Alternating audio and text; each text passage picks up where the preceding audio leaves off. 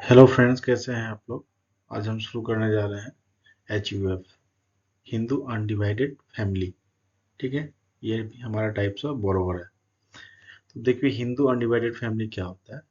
ये हमारा जो है हिंदू सक्सेशन एक्ट 1950, जिसके तहत दो तीन कंडीशन है जिससे डिफाइन होता है कि वो आदमी क्या है, एज ए हिंदू है। ठीक है, तो उसमें पहला क्या होता है, to any person who is a Hindu by religion, है ना, या to any person who is a Buddhist, Jain और सिख बाय रिलीजन।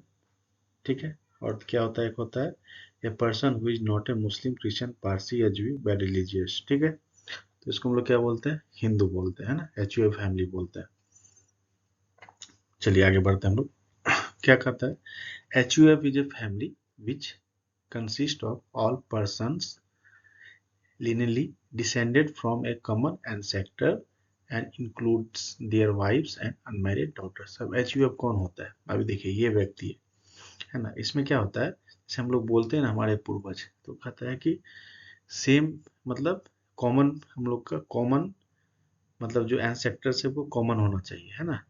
उस फैमिली का जो मेंबर होगा उनका एंसेक्टर्स क्या होना चाहिए, कॉमन होना चाहिए। या कह सकते हैं उनकी दो तीन चार पीढ़ी के जो भी सदस्य हैं उनका पूर्वज जो एक ही है, उस वैसे फैमिली को हम लोग HUF बोलते हैं।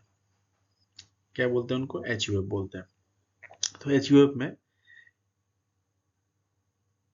मैंने एक चीज यहाँ पे कही है आपको, all person lineally descended from a common ancestors, तो पूर्वज तो कॉमन होना ही चाहिए।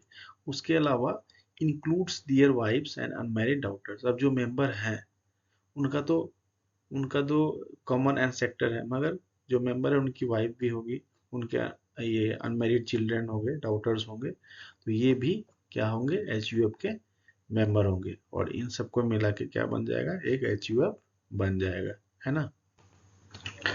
HUF को इनकम टैक्स एक्ट के तहत एक अलग एंटिटी माना जाता है, क्योंकि ये ग्रुप ऑफ पर्सन्स है ना। इसकी अपनी एक क्या है, अपनी एक स्टेटस है ना। ये एक अलग सेपरेट एंटिटी माना गया है। चलिए आगे बढ़ते हैं। जैसे एग्जांपल, अगर एक हिंदू पिता के दो बेटे हैं, कोई हिंदू फादर है, उसके दो बेटे हैं, तो जैसे ही वह बेटा जन्म लेता है वह HUF का हिस्सा बन जाता है। वह क्या हो जाता है, HUF का हिस्सा बन जाता है बाय बर्थ। ठीक है, it is govern by Hindu law. अब हिंदू लॉ के तहत ये किस पे अप्लाई होते हैं, हिंदूज पे भी होते हैं, बुद्धिस्ट पे भी होते हैं, जैन्स पे भी होते हैं, सिख्स पे भी होते हैं। इन सब पे HUF हो सकते हैं ये लॉ। ठीक है, it is treated as a persons and separate entity of for taxation under the income tax act 1961। मैंने पहले ही कहा इसको एक सेपरेट एंटिटी मानते हैं, क्योंकि ग्रुप ऑफ पर्सन्स होता है। ठीक है, मेंबर्स ऑफ HUF कौन होता है, कौन कौन लोग मेंबर्स हो सकते हैं, मैंने पहले भी कहा। अब इनमें से हमको देखना है कि मेंबर का टाइप क्या होता है। तो सबसे पहले आप ये जो राइट साइड में पिक्चर देख रहे हैं, ये HUF का ही है। तो जो सबसे सीनियर मोस्ट मेंबर होता है उसको हम लोग क्या बोलते हैं, कर्ता बोलते हैं।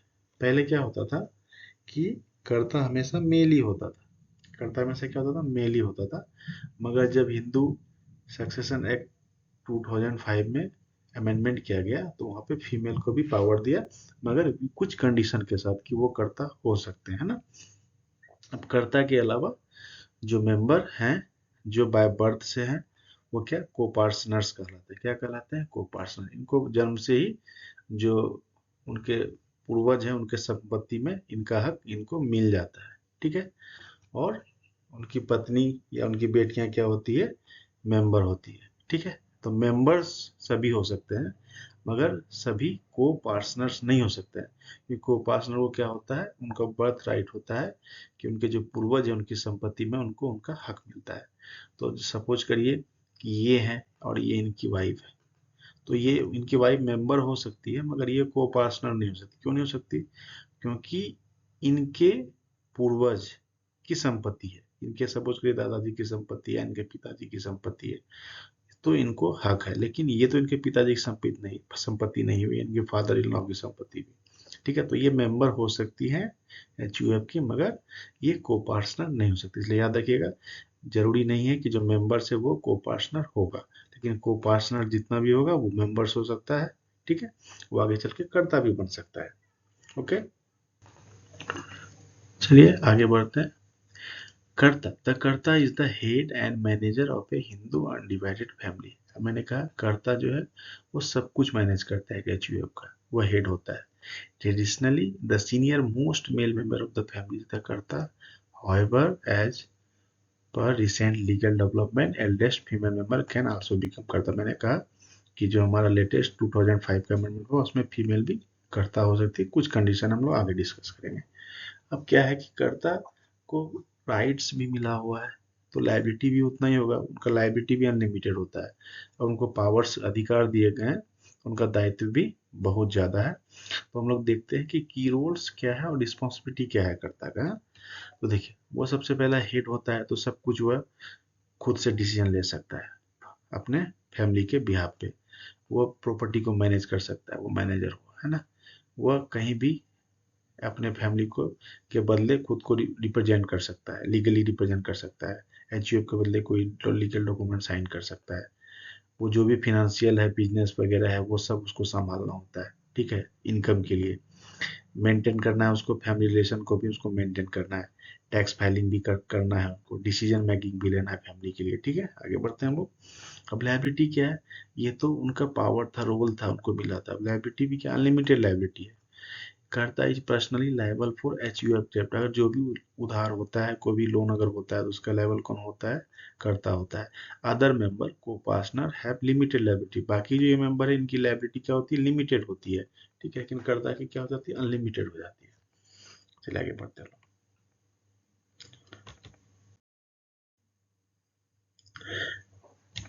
अब देखिए, अब मैंने कहा कि को पार्टनर कौन होंगे, mail and female descendant up to 4 generation who have a birthright in HUF property.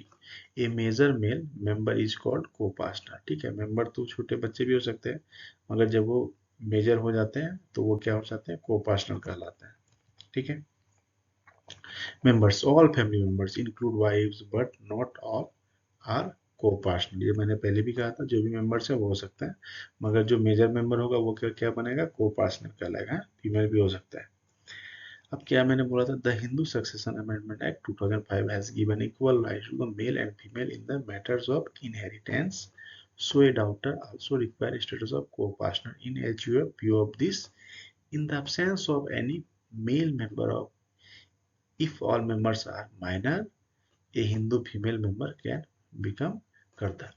तो अभी क्या हो सकता है, अगर बने, ऐसा रूल्स है कि बनेगा हमेशा मेल ही, लेकिन अगर मेल अब्सेंट है या मेल सभी माइनर्स है तो उस कंडीशन में जो फीमेल मेंबर है, अगर वो मेजर है, वो सीनियर है, तो वो क्या बन जाएगा, कर्ता बन जाएगा। अब लॉ गवर्निंग, अब जो ये जो हमारा है, ये जो हमारा लॉ गवर्न है एंड सेक्टर जो प्रॉपर्टी है उसके ऊपर में, right over the sector property, तो इसमें दो तरह के जो रूल थाउट्स हैं, स्कूल ऑफ थाउट्स है। एक है दया भाग लॉ, जो कि हमारा बंगाल में चलता है, वेस्ट बंगाल में। इसमें क्या होता है, जैसे ही फादर का डेथ हो जाएगा तो उसके जो पुत्र है उस पर उसका क्या हो जाता है, अधिकार हो जाता है। इसको दया भाग लॉ बोलते हैं, ये वेस्ट बंगाल में प्रचलित है।